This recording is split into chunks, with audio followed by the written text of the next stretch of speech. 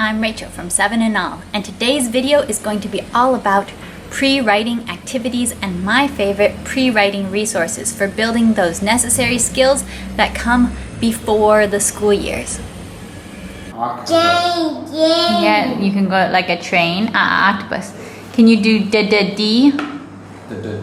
D-d-dog?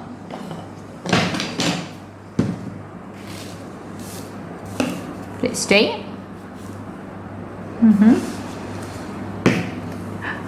What does that say?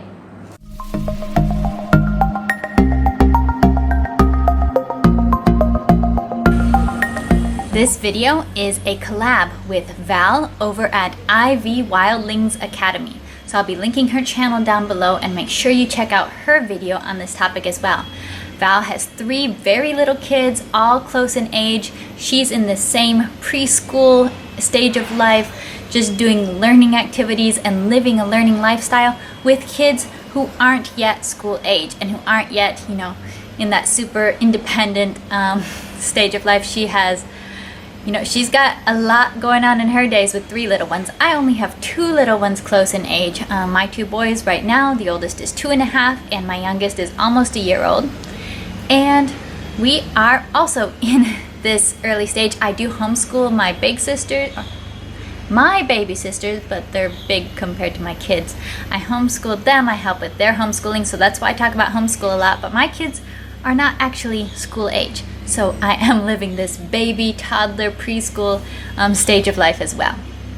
And pre-writing, it is all the buzz. On Instagram, homeschool, you will see so many activities saying, this is so good for pre-writing skills. This is so good for pre-writing skills. You'll see articles about getting the right pencil grip and all these things, how to set your child up for success with writing. It's something that some parents really do stress out about. And kids can find it stressful too. Early learning how to form letters and writing, and it can seem so intimidating to even just be able to write a whole word. And how can we make pre-writing not something that parents are stressing out about, and handwriting not something that kids are stressing out about? And so I want to share with you today some of the elements that go into pre-writing skills, and also my favorite resources for building pre-writing skills. Number 1 is building strength. Now this really has to be a prerequisite before you can get to writing. It's very necessary, and that's why you'll see on Instagram, on the internet, so many ideas, so many creative and sometimes very complicated ideas for how to build kids' hand strength, because it's something that parents end up being very concerned about, and it's something that kids end up experiencing a lot of struggles with. They can't write a full page of letters because they don't have the strength to do it. Now, one of those problems is because sometimes parents are expecting their kids to be able to write a whole page of letters at too young of an age, when that's not an appropriate expectation for their age, for their natural strength development at this stage. So that's one issue. The other issue is sometimes kids aren't developing enough fine motor skills. They're not having enough experience with gripping and grabbing and all that. So there are things that you can do to build strength. For me, my biggest advice is just real life kind of things. I am not really a super complicated activity kind of fun mom. I have my moments. Once or twice I'll do a sensory box or something like that. But most of the time, my motor skills building stuff is just real life. My 2.5-year-old, since he was about 1.5 years old, I've been having him help carry in a bag of groceries or help carry out a little bag of trash down to where we need to take out the trash. I'll have him pick up clothes and throw them in the laundry. I'll have him put a scoop of detergent into the washer. I have him help me right alongside me in a lot of my chores throughout the day. I'm not setting up necessarily fun activities for him all the time, but I am having him use his hands, use his strength, develop his body strength throughout this. If we go outside, picking grass, pulling leaves off a stick, anything, there's a lot of just natural strength required in real life. So that's my honestly big thing. Of course, kids are kids, and you can let them do the fun stuff too. Play-Doh is the classic. Some people make their own. I just buy it. Where I live, if you make anything out of edible ingredients, bugs will get into it really quickly and mold will get into it really quickly. Like actual Play-Doh takes at least months before it gets moldy in this climate. But homemade Play-Doh, anything with real flour or anything, you know, that attracts bugs that you don't have it in the refrigerator, if you even have a little bit of homemade dough residue on your table, it's gonna get ants like crazy. I don't do that kind of thing. You gotta know your climate, you gotta know where you live. So Play-Doh is great, any kind of squeezing, molding, twisting, making snakes, that's awesome. We also have the famous lacing. This is, you can tell that this is a real kit that we use for lacing, not something I bought for this video because it's all in a tangled mess right now. But I actually really love this kit because not only is it the motor skill of lacing, it is actual letters. So that's really cool. It's like 2 for 1 special. You're working on the strength and the motor skills, but you're also working on, hey, this is the shape of the letter A. This kit my parents have had forever. Actually, a lot of this is the good thing about being a multi-generational homeschool family and having siblings not all that much older than your own kids, because I don't buy a lot of stuff. I just use things that my parents have had for a decade or more. It's awesome. So that's just a couple things you can use on strength, but really my big suggestion on strength is just include your kids in your real life tasks. And they love it. They learn responsibility. They learn about work, but they also strengthen their hands. Next is the grip. And for some kids, pencil grip is going to come very naturally. They'll just see you one time and they'll hold a pencil right the first time. That's pretty much been my experience with my older son. So that's easy, you know. It's nice when something comes easy. Always appreciate the easy moments. Don't apologize for them. Just be thankful, because a lot of parenting is not easy. But we really like these short, fat pencils. I do give him real, just normal pencils and pens. These are my favorite pens. The Zebra Sarasa colorful pens, gel pens for writing in my planner. I love colorful pens. And my son always sees me writing with these, so he always wants to write with these. So I do let him do that at times, but most of the time in our little school times or something, he will use these short, fat, colored pencils. Those work very well and they don't break, so that's nice. I also like the classic Crayola triangle crayons. These are really nice size, nice thickness. I think it's supposed to be on this side. Nice thickness for toddlers. So I like those. And then when it comes to just letting your kid use different kinds of writing utensils, paintbrushes, crayons, pencils, pens, you can let them just scribble, which that builds a lot of strength because some kids love to scribble endlessly. This is my son's notebook. I think I'm supposed to be on this side.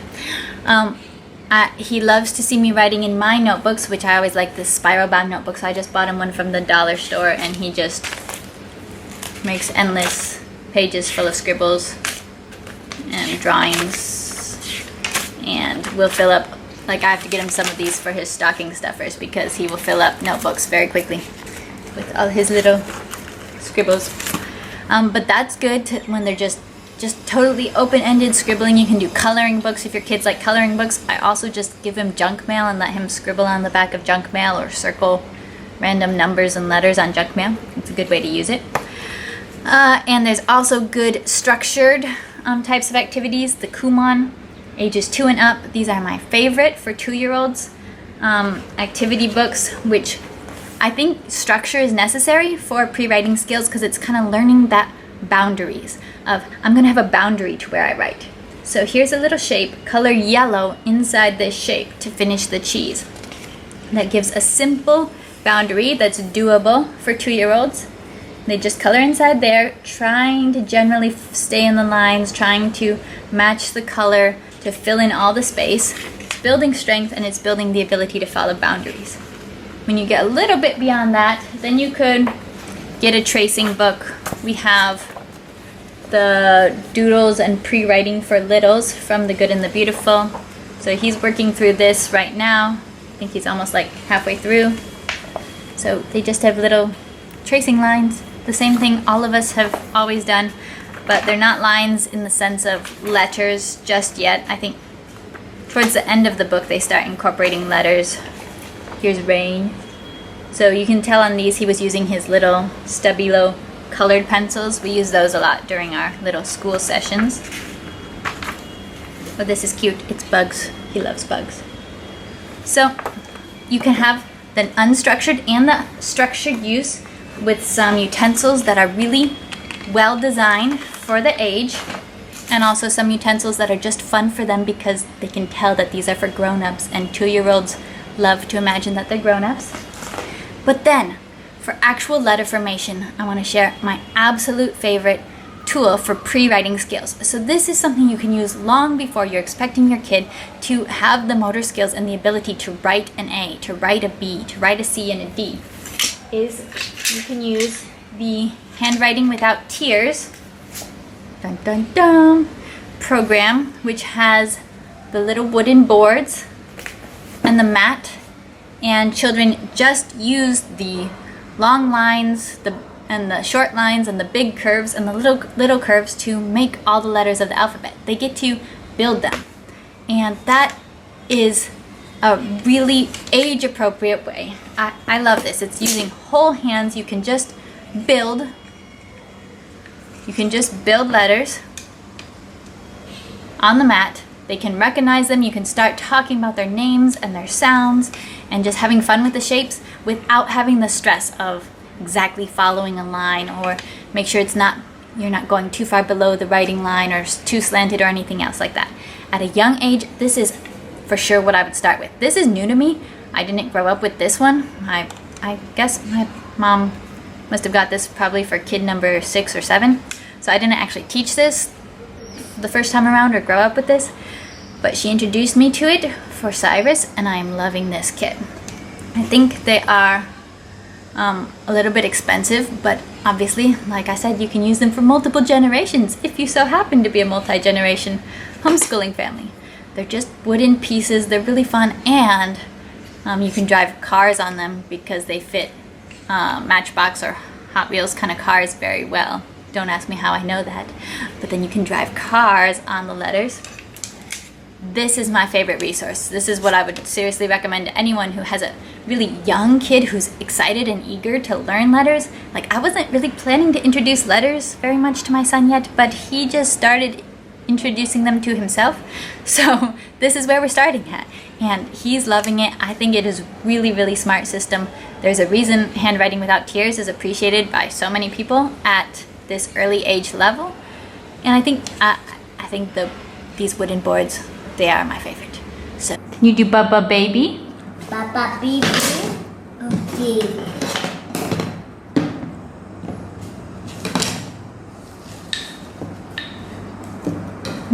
You gotta have a long line first. You gotta have a long one, not a small one. Try this one. Long one? Bubba Baby.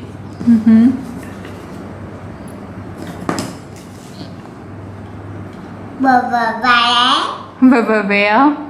But not Bubba Bear, we want to do Bubba Baby. Bubba Baby. Bubba Baby. Fine. Fine. Fine. Yeah, Bubba Baby. Good job. Rubber. Eye. Oh, they eyes? look like eyes. Eye. Yeah, they look like eyes a little bit. And then it would be Rubber Rail if you have that one. Say. Silly, you are kind of silly. How about Fuffa Fish? Fish. No. Oh, Nana Noodles. Okay, Nana Noodles. Noodles. Yum. Nana noodles.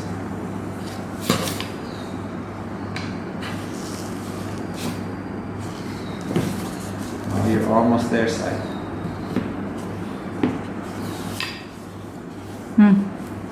At the bottom. Connects at the bottom. Good. Then Connect at the top. on top. No. Nana Noodles. You can go up, down, up. Good job.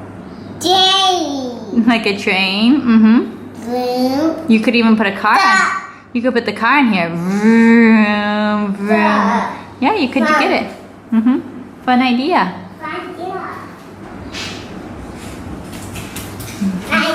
Fun idea. Okay, show me. Wow, that's cool. On Nana Noodles.